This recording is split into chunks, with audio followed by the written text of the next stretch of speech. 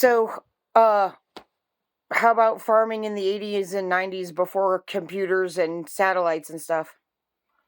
Okay, so my experience growing up in the 80s and 90s, I'm an 85 model, so that means I was very little when I was 5 when 1990 rolled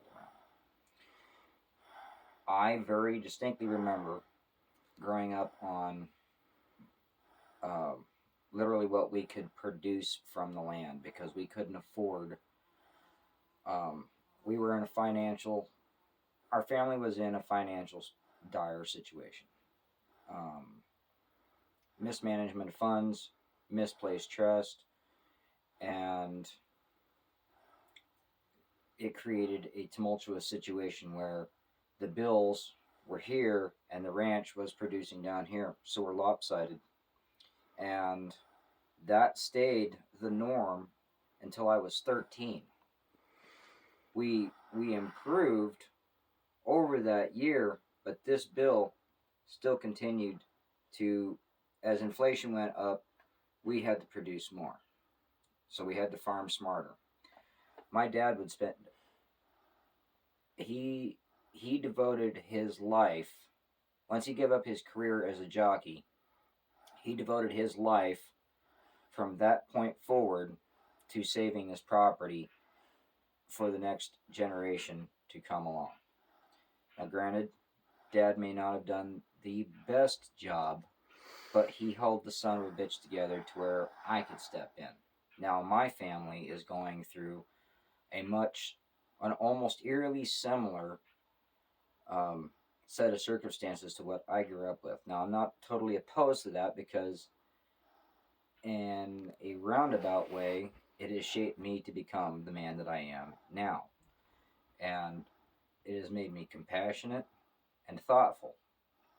And but that's beside the point. Now, when I was little, going back to some of my earliest memories at 3.5, as soon as I was old enough to communicate with my dad that I needed to use the bathroom, which was his requirements, I wasn't allowed to go. Once I was able to communicate with Dad clearly that I needed to use the bathroom and take care of myself, at least to a basic function, I was allowed to go. I was expected to go. I was taken, whether I wanted to go or not. But being a kid, that was all adventure for me, so I didn't think it was work.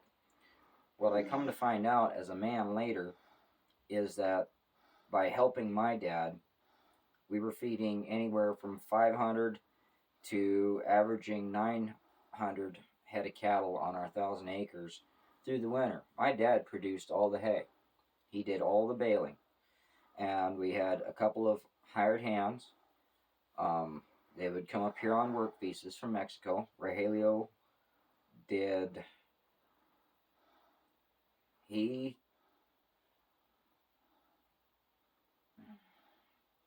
he gave us 35 years of devotion, and he is not some nameless person.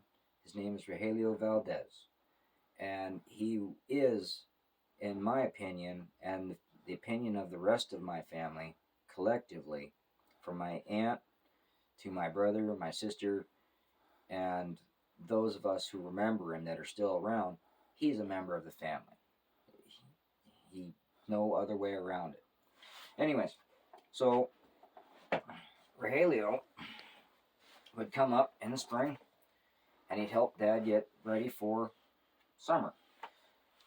And that entailed getting irrigation ready to go, getting tractors ready to go, getting swathers ready to go. Rogelio was in charge of all irrigation operations across this ranch. Dad managed it amongst the ponds, but ultimately Rogelio told Dad where the bear shit in the woods when it came to water. Unless it involved a pump, then and electricity, Rogelio was out. He didn't like electricity and water. That was no good, Stephen. And he was gone. And his favorite curse word was "damn it, Johnny." Anyways, so Dad focused on the baling portion. Rogelio would focus on irrigation, and David would sometimes swath, but mainly that. And this is when I was little. Rogelio would do most of the swathing. Mom would rake. Dad would bail at night, and I would ride with him and help him stay focused. At 4.5 years old, I was expected to go with Dad when he was out running the baler because we had old equipment and it was prone to failure at random times of and usually when it needed to function perfectly, it would fail, and then the time crunch would begin because we baled at night because the dew would hit the hay, and that made the bales tight. My dad liked them at 120 to 140 pounds for a two-string bale. He liked them tight. It was good shipping weight and easily calculated for how many pounds of hay per cow per day when we would have cattle in the wintertime. We cut and produced 3 to 4 cuttings a year, stacked it all. My mom ran a stack wagon.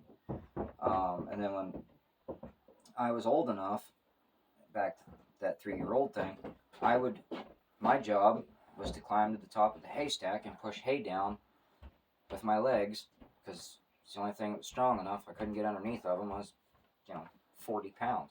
But I could push them off the top, and they'd roll down to Dad, and he'd stack them. And money was so tight because of the bills that when Dad had the opportunity to put fresh meat in the freezer, it usually involved a 30-06 and a dry dough. One year we grew beans. Dad thought he had a line on a solid option in the market, and he put the entire place under beans. And the bean market fell out because of world economics. Guess what? Now we have several thousand bushels, like tons and tons and tons and tons of beans that we couldn't give them away. We ate beans. I think I polished off the last jar of beans, the dried beans from 1984, or no, 1986. I'm sorry. I think I killed off the last jar of those beans when I was 22 years old. My mom and Dad gave them away as Christmas presents in boxes. My mom made beans for almost every meal. We would go out with an old horse-drawn potato digger to the neighbors, and we would dig up rows of potatoes, and guess what? Mom and I would bag them. Dad would pull the digger with an old truck through a field. We'd glean the field for potatoes, and then we'd eat beans that we couldn't sell, and we ate meat that Dad took illegally. I have scars on my thumb from helping butcher deer at 3 years old. And all the money went to trying to pay the mortgage, pay the whatever equipment cost was on top of the list, like hand lines, wheel lines, pivots, pumps. All that stuff has to be maintained and repaired. And if it fails, then you have to pull money out your butt in the form of cash that you didn't have because it was supposed to go to these bills, or B, an IOU. And when you get paid, you're by yearly income, because typically farmers, ranchers, or at least the way I grew up, is bi-yearly. We get a paycheck in the spring after the cows that we would foster for the winter left, that we fed them our hay that Dad produced. So Dad would recover his hay costs by feeding that hay on our property. It's also how we managed weeds. So part of our operation, and this is how our operation went. So Rogelio would come in usually around the last week of May, first part of April, and he'd start pressing hand lines, and Dad would start welding aluminum pipe, fixing them in the shop. And then when irrigation was set out, the farm tractors would come in. We would go through the baler, we'd go through the tractors, we'd go through the swather, we'd go through the hay stacker, we'd go through all of our equipment. While Rogelio was moving water, Dad would basically live in the shop, fixing everything, getting ready to go for the next year, or for that year of producing hay. So we produce our 3-4 cuttings of hay, get it stacked, put up, nice and tight, ready to go. And then we would get a small lull, October, usually the month of October, we had a little bit of a grace period, which is when Mom and Dad would have a few extra dollars, maybe, sometimes, that we could go and catch a movie or go out to dinner once in a while. And then cattle would start coming in around November, and because the the way the weather and the farming worked, irrigation would come off at a certain time. We'd let the fields dry up, and we wouldn't let cattle into the property until after we had had a good hard frost, because we didn't want livestock eating that green alfalfa until it had frosted over and killed the potential for bloating, because it's a very sweet, high sugar feed. Cows will eat themselves completely stupid, and then next thing you know, they're tits up, literally dying. And if you catch them fast enough, you can stick them with a knife in one of their stomachs, and they have just a gassy fart, and then you just let them go, usually. Well, we would feed cattle from, let's just say, second week in November. So we'd already been feeding cows around by 2 weeks, by around Thanksgiving, and then we would proceed to do that until April, and then we would, because we were getting ready for setting up farming in April, we still have cows in April, which we'd kick out on the desert, let them run for a while, gather them up, and because there's rules that apply to grazing rights on BLM land, and there's also rules and time frames that apply on a farm/ranch. You can't have them on top of each other, so you have to displace something. Well, guess what? Tractors take precedence in a field over cows most of the time, so you have to move those cows somewhere else. Well, not every place that those cows has to go, the government says it's too early. So you have to have a turnout date. You cannot go ahead of that turnout date to go out on rangeland, period. Because if you do, and you get caught, then you get fined. You get fined a lot.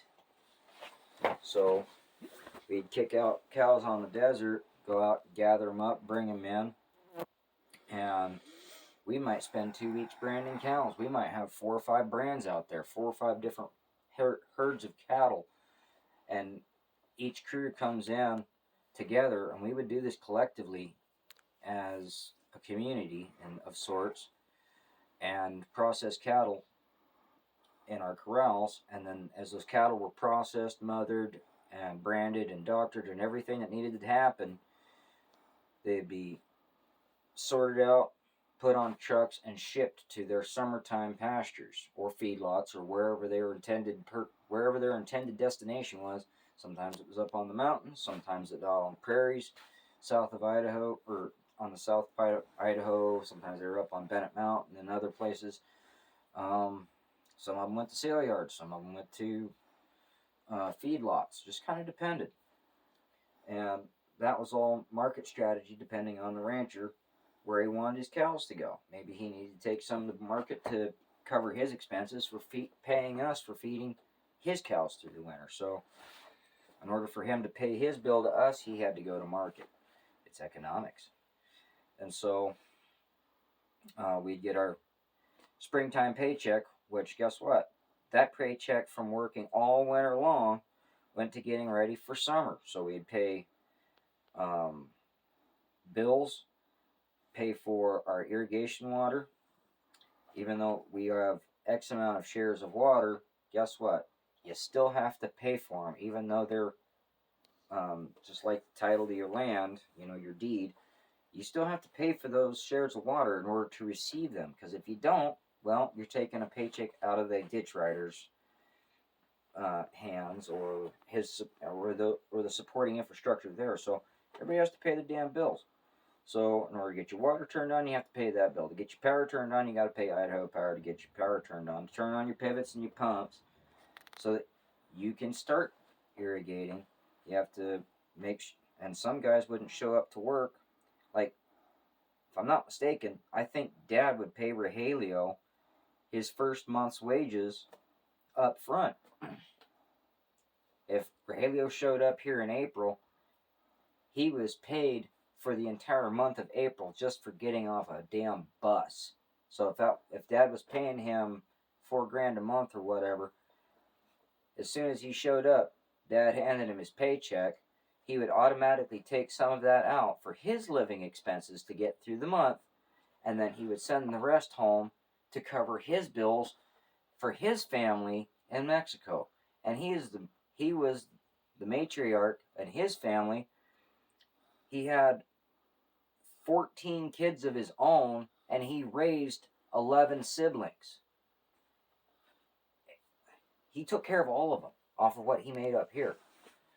And so Dad would automatically pay him. He'd send 2/3 of that money home right away. Now, granted, when Rogelio was here and David were here, we provided them housing. We covered their housing expenses, but Dad did not cover their groceries. If they needed groceries, Dad would buy them, and then, because it was considered an advance, it was subtracted from their next paycheck, which I'm pretty sure Dad paid monthly.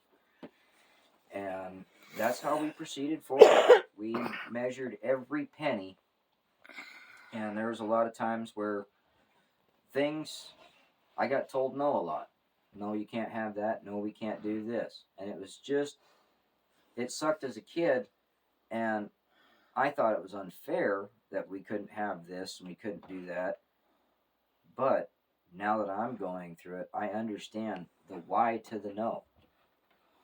Because if I take us out to this movie tonight, I can't buy groceries next week. And that's a sad reality of most farms, ranches. We have to juggle love and money. We don't want to juggle love and money. We love what we do because it provides us the lifestyle that we want. Agriculture is a lifestyle. You either love it or you hate it. And those who hate it, they find excuses to get out of it by either going to the city or selling out or what have you. It's not something you do unless you actually enjoy it, because you will never get rich at it, not without a lot of strategy and a lot of luck on your side.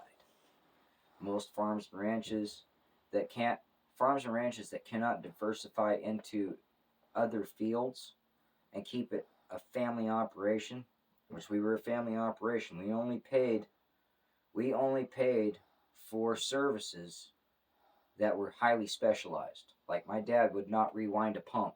He was great at fixing everything, but he would not rewind an electrical motor. Period. End of story. He took that to a specialist. So that's a bill. Hydraulic work. If something that was beyond what we could do here on the farm, it was taken out. If it was, vet calls were almost unheard of. If we had to call a vet, it was because things had gone horribly, horribly wrong. And a lot of farms and ranches, the smaller ones, the corporate ones are kind of excluded because they have such a volume of acreage that they can absorb a certain amount of chaotic market trends. They can absorb it. They can let go of people, and they can, with the larger scale, in order to buy any equipment for a farm or ranch operation, you have to first figure out what the dollar amount per acre is against that machine that you need. If you need a brand new tractor, you have to figure out how many acres you have to farm to pay that tractor off before it starts paying you back.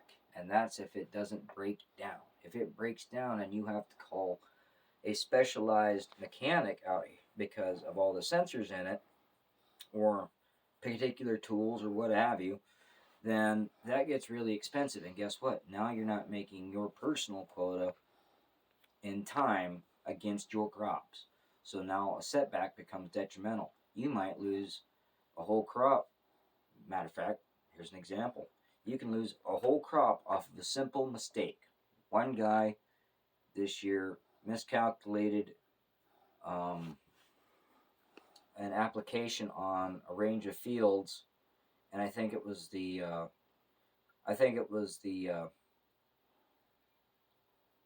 it was to help kill the crop so it could be forced to set we're doing potatoes. Killed 80% of that year's crop. Luckily, those guys, if it was a small farm that lost 80% of their crop, even with crop insurance, that would probably be the end of that farm, or very close. Whereas these guys are larger and mostly corporate, they lease most of their ground and they carry insurance on it. And guess what? They can tighten up their belt, maybe lay a couple people off, but insurance will cover it. They'll break even. And smaller scale farms and ranches, then huge losses like that, or huge fluctuations in the market, like this particular thing with the whole beef fiasco that we're going through. Well, I hate to say it, ladies and gentlemen, but there's a lot of things at play that we as an American public are not privileged to. I don't necessarily agree with how the politics and the economics are working out, but in order to generate a self-standing economy, make America great again, you've got to take away manufacturing from overseas and bring it back to our shores. That means beef, that means potatoes, that any of your crops. It also involves, guess what? Your manufacturing facilities for vehicles and tractors and tanks and guns and planes